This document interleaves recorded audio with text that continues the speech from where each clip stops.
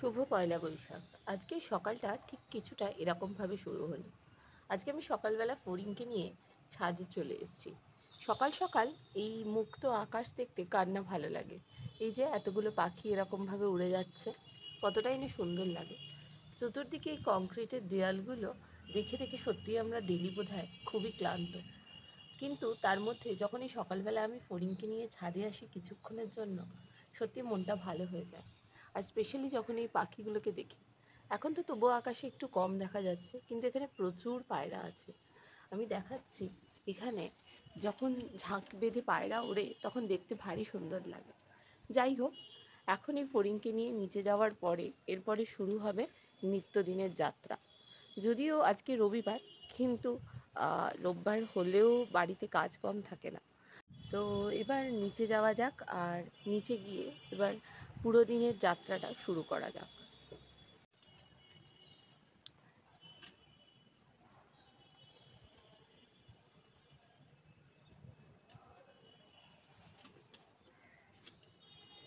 একটা মাছি মনে হয় ফড়িংকে খুবই ডিস্টার্ব করছে, আর ফড়িং তার জন্যই ভীষণ রেগে যাচ্ছে।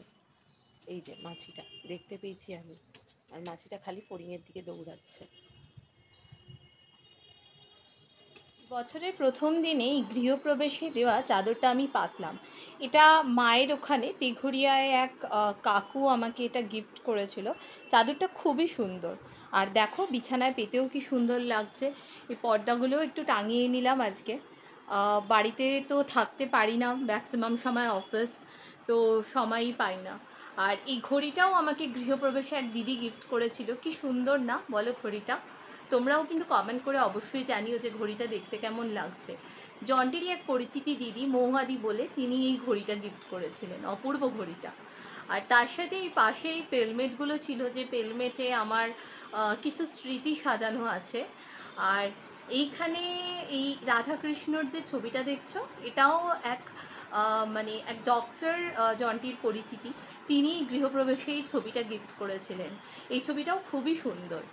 তো আজকে এইগুলো দিয়ে একটু নববর্ষের প্রথম দিনে তোমাদেরকে দেখালাম। তো অবশ্যই জানিও কিন্তু যে জিনিসগুলো কেমন হয়েছে।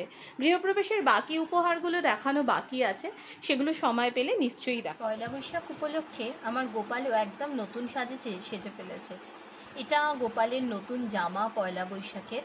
আর শুধু গোপাল নয়, আমার রাধুও আজকে একদম পরীর মতো লাগছে, তাই না? কি সুন্দর লাগছে দেখো রাধুকে। আর রাধুর এই জামাটা আমার মা কিনে এনেছে, মানে ওর দিদা। তো এই আজকে দুজনে এখানে সেজেছে। আর এই হচ্ছে আমার গোপালের সিংহাসন। আর এর সাথে এখানে আজকে আমার গৌরনীতাইও একদম নতুন সাজে সেজে ফেলেছে, ভীষণই মিষ্টি লাগছে। আর দেখো মাথায় দুটো আমি ক্লিপও লাগিয়ে দিয়েছি, কি সুন্দর লাগছে তাই না? আর এর সাথে আজকে দেখো আমার মাকেও আমি একদম নতুন শাড়ি পরিয়েছি। এই নতুন শাড়িটা জন্টি গিফট করেছে মাকে। কি অপূর্ব লাগছে না শাড়িটা পরে? তো এই হচ্ছে আমার আজকে সব ঠাকুরের সাজ।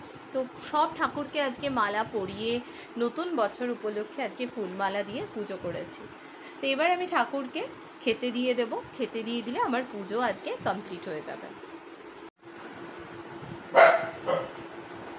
আজকে ঠাকুরকে একটু মিষ্টি আর তরমুজ দিয়ে পুজো দিলাম।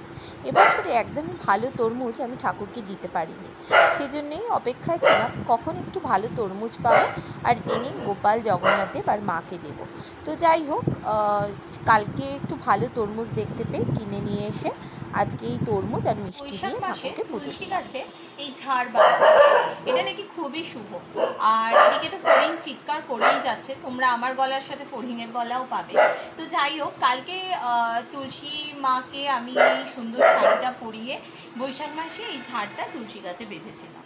পয়লা বৈশাখ পুরো দিনটা ভালোই কাটানোর পরে শেষ রাতে চিন্তা করলাম যে কিছু একটু করা যাক ডিআইওয়াই। বেসিক্যালি এটা ডিআইওয়াই নয়, তবে এটা অনেক দিন আগে কিনে রাখা আমার একটা কিচেনের স্টিকার, যেটা আমি লাস্ট যখন রেন্টে আমি থাকতাম তখন কিনেছিলাম। কিন্তু মনে একটা ইচ্ছা ছিল যে যখন বাড়ি চেঞ্জ করব বা নিজের বাড়ি হবে তখন একবারে গিয়ে লাগাবো। তবে হ্যাঁ, শিওর ছিলাম না তখনও যে হ্যাঁ নিজেদের একটা বাড়ি হবে।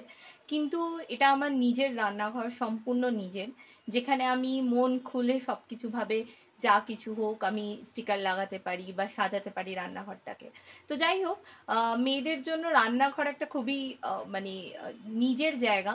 কারণ এখানে আমরা অনেকটা সময় কাটাই দিনের মধ্যে। বিশেষ করে আমি অন্যদিন সময় না পেলেও ছুটির দিনে হাফ দিনটা আমার এখানেই চলে যায়। আর আমার রান্না করতে ভীষণ ভালো লাগে। তাই জন্যই হয়তো এই স্টিকারটা, যেখানে হ্যাপি কিচেন, অন্তত কিচেনে এলে যাতে আমি হ্যাপি থাকতে পারি। তো যাই হোক, স্টিকারটা কেমন লাগছে কিচেনে সেটা একটু জানিও তোমরা। আশা করি ভালোই লাগছে। তো আজকের ভিডিওটা এই পর্যন্তই থাকলো। এরপরে দেখা হবে আবার অন্য কোনো ভিডিওতে। সবাই ভালো থেকো, সুস্থ থেকো, সাবধানে থেকো। ধন্যবাদ।